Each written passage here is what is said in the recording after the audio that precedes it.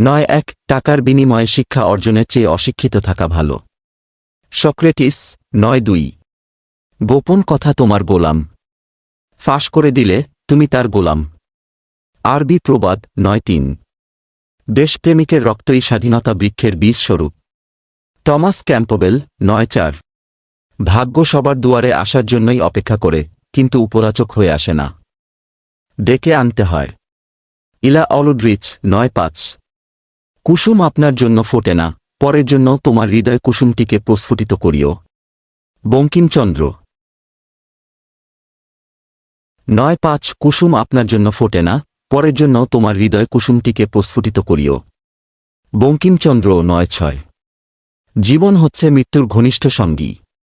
S T. Coleridge ৯৭ কোনো কাজে যার নিজস্ব পরিকল্পনা নেই তার সাফল্য অনিশ্চিত। অলিভার গোল্ডস্মিথ ৯৮ চন্দ্রের যা কলঙ্ক সেটা কেবল মুখের উপরে, তার জ্যোৎস্নায় কোনো দাগ পড়ে না। রবি ঠাকুর ৯৯ দুঃখ নিজেই নিজের খেয়াল রাখতে পারে, কিন্তু আনন্দের পুরোটা উপভোগ করতে চাইলে অবশ্যই তোমাকে তা কার সঙ্গে ভাগ করে নিতে হবে। মার্ক টোয়েন ১০০ টিয়া পাখির মতো মুখস্থ করে বড় বড় সার্টিফিকেট অর্জন করে বড় বড় চাকরি পাওয়াকে শিক্ষা বলে না। শিক্ষা হচ্ছে সেটা যা একজন মানুষের ভিতরের কুশিক্ষাকে দূরে করে সমাজের পরিবর্তনে এগিয়ে আসার উৎসাহ যোগায়।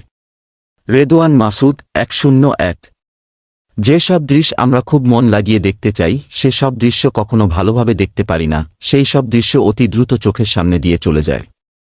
রবার্ট ফ্রস্ট ১০২ যে সহজ সরল জীবনযাপন করে সুখ তার জন্য অত্যন্ত সুলভ্য। আলেকজান্ডার ১০৩ সফলতা সুখের চাবিকাঠি নয়, বরং সুখ হল সফলতার চাবিকাঠি।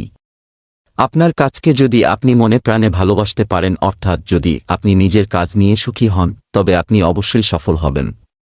আলবার্ট সোরেচার ১০৪ কাল আমার পরীক্ষা, কিন্তু এটা আমার কাছে বিশেষ কোনো ব্যাপারই না, কারণ শুধুমাত্র পরীক্ষার খাতার কয়েকটা পাতাই আমার ভবিষ্যৎ নির্ধারণ করতে পারে না। টমাস আলভা এডিসন ১০৫ চিন্তা কর বেশি, বল কম, লেখো তার চেয়েও কম। জনরে ১০৬ অসৎ আনন্দের চেয়ে পবিত্র বেদনা ভালো। হোমার ১০৭ কথাবার্তায় ক্রোধের পরিমাণ খাবারের লবণের মতো হওয়া উচিত। পরিমিত হলে রুচিকর, অপরিমিত হলে ক্ষতিকর। প্লেটো ১০৮ দুঃখ নিজেই নিজের খেয়াল রাখতে পারে, কিন্তু আনন্দের পুরোটা উপভোগ করতে চাইলে অবশ্যই তোমাকে তা কারো সঙ্গে ভাগ করে নিতে হবে। মার্ক টোয়েন ১০৯ কেউ সম্পূর্ণ আপনার মতো হবে না, একইভাবে আপনিও কারো মতো হবেন না। দুজনের মধ্যে কিছুটা পার্থক্য থাকবেই, আর এই পার্থক্যটুকুই হল ধৈর্য। রেদওয়ান মাসুদ ১১০ মানুষের সর্বোৎকৃষ্ট শিক্ষকই হল মহৎ ব্যক্তিদের আত্মজীবনী ও বাণী। Orson scorer Fowler